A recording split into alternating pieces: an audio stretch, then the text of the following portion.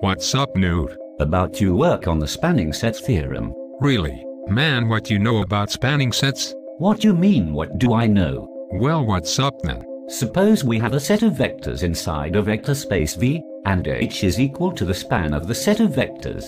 Man, you're boring me. The spanning set theorem states that if one of the vectors is a linear combination of the others in the vector set, then after removing that vector, the vector set should still span H. Word. Bro, I'm not done yet. If the span is not equal to the zero vector, then the vector set is a basis for H. Look, bro, I don't understand what you are talking about. I think you insulted my mom. Look at this picture and tell me what you think. I put it on the board as well.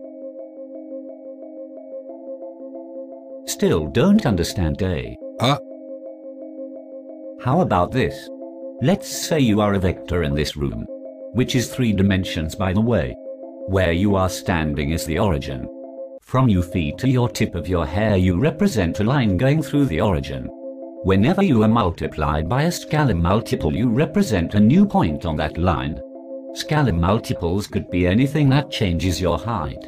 If you put on high heels, then you would create a new point on the line within the span of your high heels. Sorry, if you were to cut your crazy hair you would also create a new point on the line within the span of your...